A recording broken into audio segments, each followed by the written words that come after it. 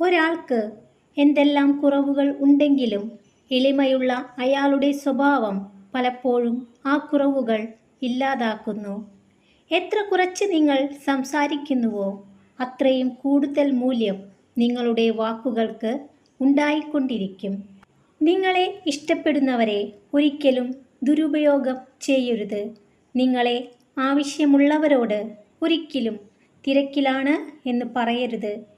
നിങ്ങളെ എപ്പോഴും വിശ്വസിക്കുന്നവരെ ചതിക്കരുത്. നിങ്ങളെ എപ്പോഴും ഓർക്കുന്നവരെ മറക്കരുത്.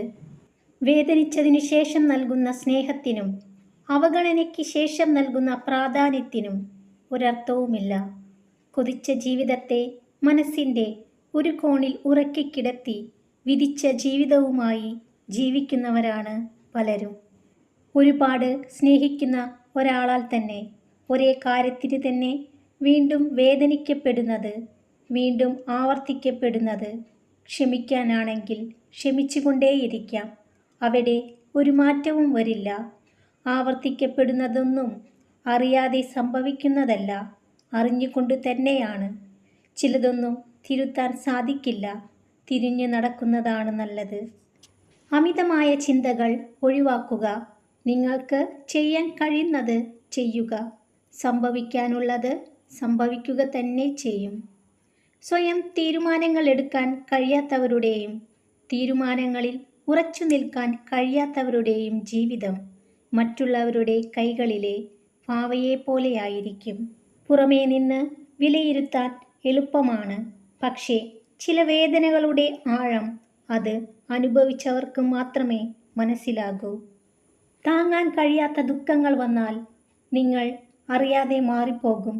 ഒന്നുകിൽ എല്ലാവരോടും വെറുപ്പും ദേഷ്യവുമായി മാറും, അല്ലെങ്കിൽ മൗനം കൊണ്ട് സ്വയം കീഴടങ്ങും. ഒന്നിനെ മറ്റൊന്നിനോട് താരതമ്യം ചെയ്യരുത്. ഓരോന്നിനും അതിൻ്റേതായ ശ്രേഷ്ഠതയുണ്ട്. എല്ലാം തികഞ്ഞവരായി ആരുമില്ല. ആരോടും പറയാത്ത കാര്യങ്ങൾ വരെ ചിലരോട് പറയുന്നത് നിങ്ങൾക്ക് അവരെ ഇഷ്ടമുള്ളത് കൊണ്ട് മാത്രമല്ല, മറ്റാരേക്കാളും നിങ്ങളെ അവർ മനസ്സിലാക്കും എന്ന് കരുതിയിട്ടാണ്.